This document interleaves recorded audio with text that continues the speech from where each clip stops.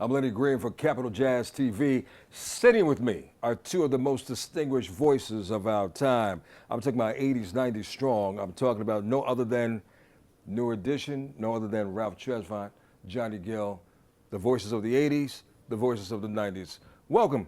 Welcome, gentlemen. Welcome. Was it 2002? And of course, present. Of course, present. But look, first of all, let me say this. I know you guys are performing for us. You did a hell of a performance for Capital Jazz. This is your first time on the Capital Jazz SuperCruise. Yes, it is. What was the experience like? Because I saw the experience, but what was it for you? My goodness. For me, it's just been one of those. I feel like I'm at home. And I say that from an aspect of moving through the boat, around the boat, and the different activities and the things they have going on the boat. I've been around, and usually it's very hard to do that. Really? You know, yeah, you get pulled in and the tugging or the crowding, it just gets too much. I've been having it I've been able to walk around and sit down, and people offering me, let me bring you some lemonade. And, you know, you need it. It's and family. It feels like family, man. That's what I've been feeling on the boat. The performance itself was incredible. We always try to bring our A game to a performance, but the crowd, the audience, with the difference in this cruise from other cruises I've been on, and I told the fams that it's the people on the boat. It's a different type of crowd. I mean, they feel family oriented, and I love that feeling. They are family oriented, and we're happy now to have you a part of the Capital Jazz SuperCruise Thanks for family. I sure hope they call us back next year. Man, I'm putting in a bid right now. Be mama careful what you to- ask for. My mom been going to the casino every day. I need to work. Oh my goodness. Let's talk about real quick about 1983, which is very, very significant for both of you. Yeah. 1983 was the biggest year that we had in music because New Edition emerged. 1983 was your first major record recording deal with Atlantic Records. Yeah. And it's so amazing that 4 years later you joined this group called New Edition. Yeah. And it's a musical dynasty. Yeah. So 1983, when you both were emerging on the scene, you had such a mature voice that the record label really didn't know how to package you and put you out there. Yeah. This entity over there called New Edition was growing legs and getting stronger, it seems like, by the record and by the second. Talk about 1983 and that moment for each of your lives. The one word I can use is destiny. When you think about us starting out the same year, looking at the issue that they had, that the record label had with me, with having such a mature voice and still trying to figure out how to get the voice caught up, the body caught up with the voice, and then to watch at the time that I came in with the group when they were saying, okay, we want to try to move this because our audience is growing old up, and we want to try to start establishing even more of a mature sound. It was like my issue became perfect for that situation, as well as that situation of what their issue was became perfect. You know, so it was like destiny. This was not a coincidence. No, it wasn't. Yeah. And for you, with the fellas of New Edition, you guys were faced with instant almost, you know, recognition, stardom, Yes, sir. traveling around the world. It was all virgin material for you. How was it like for you and the fellas at the time? At the time, it just felt like, okay, a lot of the dreams and the things that we had were starting to come true. We always wanted to. We looked at the Jacksons, the Temptations, the Isley Brothers, people who had careers that were long, Frankie Beverly. We wanted that type of career. And it felt like we were at the beginning of really being able to accomplish that. So it was surreal. You know, you still was living in the projects. You know, you had all these records all over the place. Sure. And so it was is this really going to work? Or, but it felt like it was just starting to take off to a point where we might actually be able to do this. So, Well, gave it us a must lot have of been confidence. instantaneous for you guys to realize that this was something that what you used destined for both of you to step into. Because from that moment when both of you started your separate careers, you as a solo artist at the time and you with the group, the fan base started to grow. And ladies and gentlemen, the fan base is still growing. Yeah. But, And it's still huge because right outside our doors right now is a huge amount of fans that just are waiting to just say hello to you and just and greet it's you. so true, awesome. man. We just Such told a our story, blessing. our life story, and it was introduced to a whole new younger generation that didn't really like the way I was introduced to the Jacksons when I was younger. You know, it's kind of like I'm watching that take place with our group now.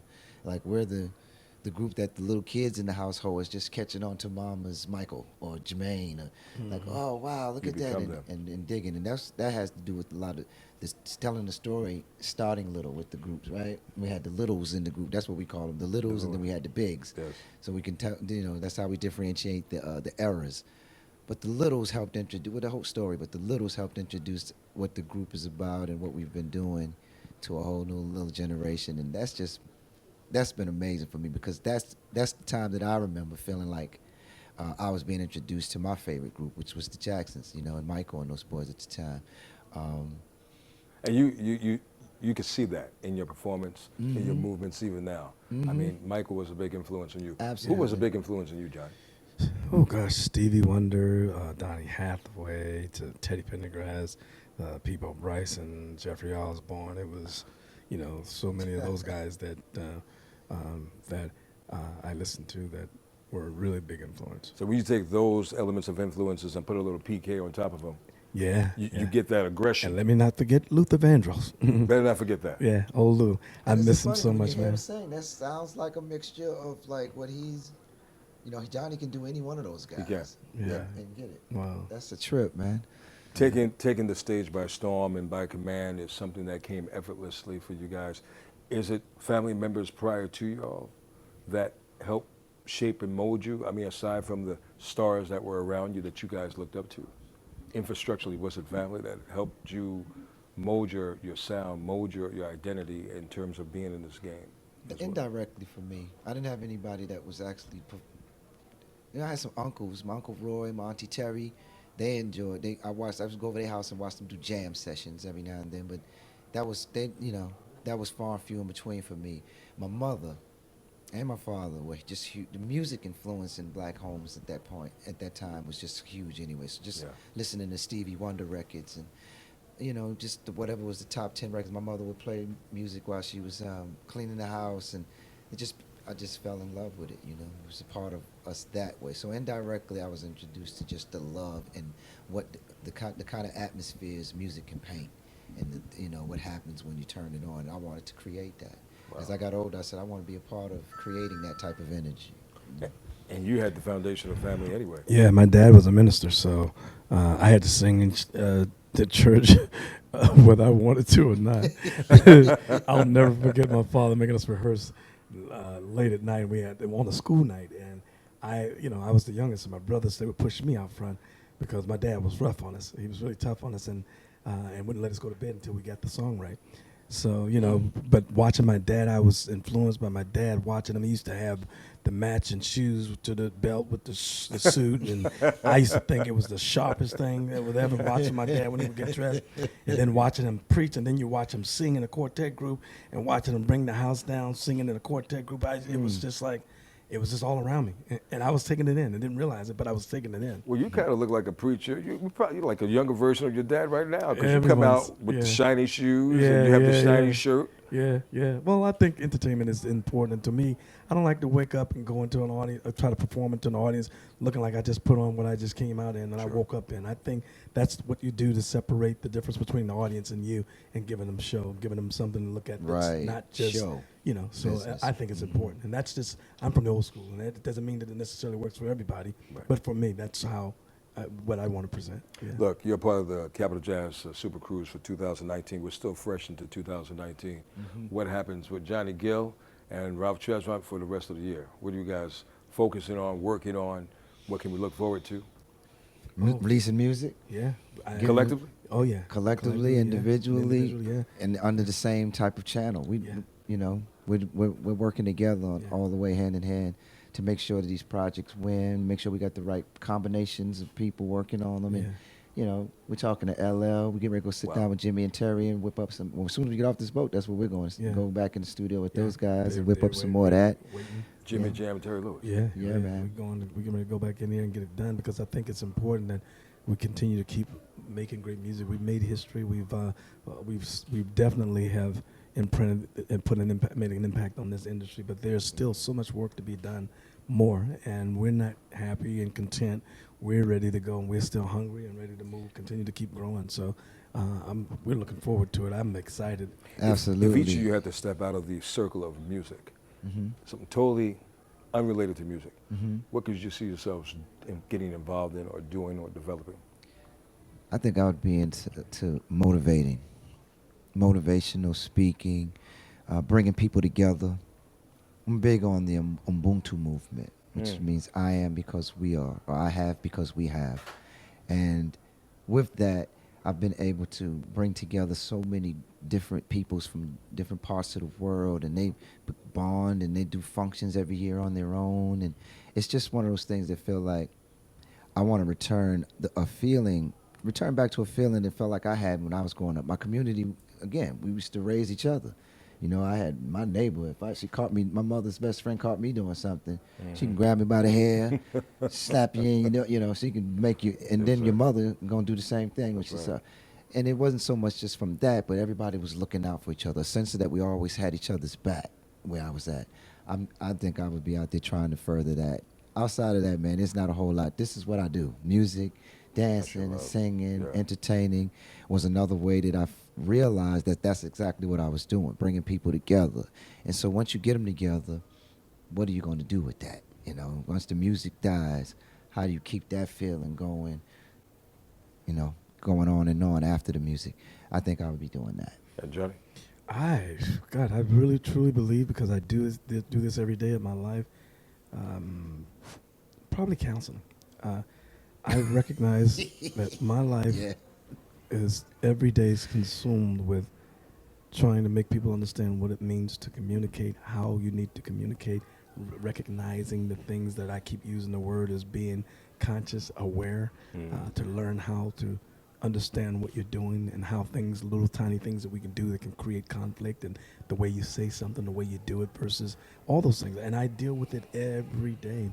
So it's just a part of life, and I enjoy it. I enjoy it simply not because I want to see people doing things wrong, but you see them grow.